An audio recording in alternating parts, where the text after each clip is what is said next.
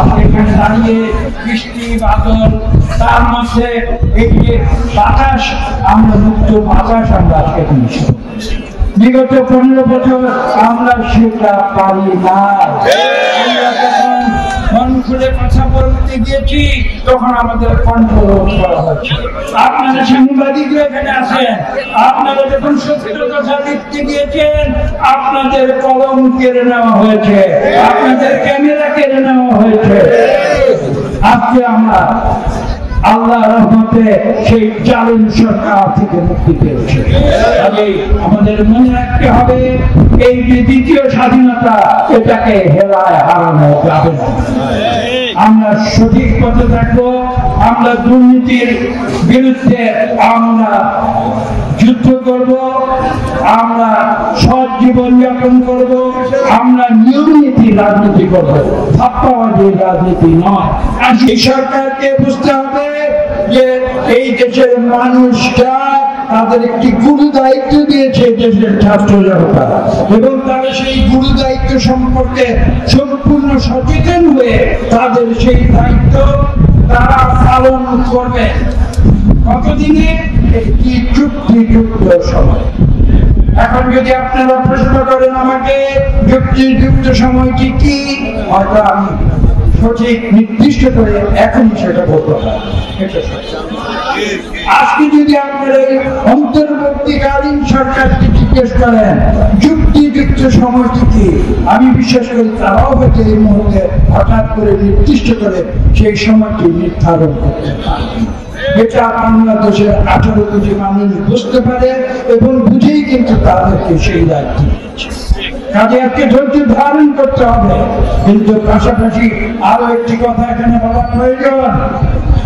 একটি রাষ্ট্র ব্যবস্থায় যে সংস্কারের কথা আমরা বলি, সেই সংস্কার কিন্তু একটি চলমান প্রক্রিয়া। সেই সংস্কার এরকম নয় যে আজকে আমি সংস্কার করেছি, কালকে সংস্কারগুলি শেষ হয়ে যাবে, পরশু আমি সেই সংস্কারের উপরে বসে সব কাজ করবো। এটা হতে পারে না। সংস্কার একটি চলমান প্রক্রিয়া, এবং আজকে যে সংস্কার এই সরকার করবে, আগামী দিনে সেটাকে আবার সংস্কার করতে হবে। এই সত্যটি, কঠিন সত্যটি কিন্তু এই অন্তর্বর্তীকালীন সরকারকে বুঝতে হবে। এবং এই পাশাপাশি আরো একটি সত্যকে উপলব্ধি করতে হবে যে পৃথিবীর সব সংস্কার কেউ কোনোদিন সম্পূর্ণ করতে পারে। আমরা একটি ইউটোপিয়ান দেশ তৈরি করতে চেষ্টা করলে আমরা ব্যর্থ হব। ইউটোপিয়া কিন্তু একটি কল্পনা জগতের জিনিস, ইউটোপিয়া কোনো বাস্তব জিনিস নয়। কাজে আমরা যেই সংস্কারগুলি করব, যেই সংস্কারগুলি অত্যাবশ্যক, যেই সংস্কারগুলি একটি সুষ্ঠু নিরপেক্ষ নির্বাচনের মাধ্যমে গণতন্ত্রে উত্তরণের জন্য অত্যাবশ্যক, সেই সংস্কারগুলি এই সরকার তারা সম্পূর্ণ করবে। এটা রাজনৈতিক দলগুলো আমরা যারা রয়েছি, যারা গণতন্ত্রে বিশ্বাস করি, আমরা যেমন জানি যে যৌক্তিক সময় কোনটা না, সেটা যদি আমরা বুঝতে পারি, এই অন্তর্বর্তীকালীন সরকার নিজেও জানে যে যৌক্তিক সরকার সময় কোনটা না।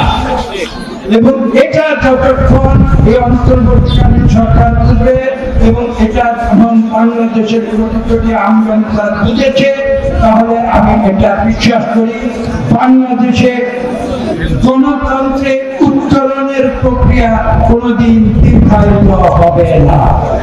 মনে রাখতে হবে বাঙালির যে চরিত্র, বাঙালির যে সাইকোলজি, সেটা বুঝতে হবে। বাঙালি কিন্তু পরম ক্ষমতাশালী মুঘল সম্রাট যারা ছিলেন তাদেরও অধীনতা স্বীকার করে না। বাংলাদেশের ভারতবর্ষের ইতিহাস পাঠ করুন, এই বাংলাদেশের মানুষ বারবার তাদের যারা অধীনস্থ করতে চেয়েছে তাদের বিরুদ্ধে বিদ্রোহ, মুঘল সম্রাটের বিরুদ্ধে বিদ্রোহ ঘোষণা করেছে। ঔপনিবেশিক ব্রিটিশ সরকার যখন ভারতবর্ষকে দখল করেছিল, তার বিরুদ্ধে প্রথম বিদ্রোহ, যখন বিদ্রোহের আগুন জ্বলে উঠেছিল, সেই বিদ্রোহের আগুন কিন্তু বাংলাদেশ থেকেই জ্বলে উঠেছিল। ব্রিটিশ সরকারের, ঔপনিবেশিক সরকারের বিরুদ্ধে আন্দোলন, সেই আন্দোলন কিন্তু তার একটি সৃষ্টি হয়েছিল প্রশ্নটিতে, যার নাম ছিল অনুশীলন আন্দোলন। এটা ছিল ব্রিটিশ বিরোধী আন্দোলন। আজকে আমরা যেটা বলেছি, আমরা ঐক্যবদ্ধ হব, সব মানুষকে নিয়ে ঐক্যবদ্ধ হব, যাদের চিন্তাধারা স্পষ্ট, যারা মানুষের অধিকারে বিশ্বাস করে, যারা মানুষের অর্থনৈতিক অধিকারে বিশ্বাস করে, মানুষের গণতন্ত্রের অধিকারে বিশ্বাস করে, তারা সবাই আমরা মিলে বাংলাদেশকে নতুন করে আমরা আবার গড়ে তুলব। দ্বিতীয়বার স্বাধীনতা পেয়েছি, আজকে আমরা আর ভুল করতে পারবো না, যাতে আবার কোনোদিন তৃতীয় স্বাধীনতার প্রয়োজন হয়।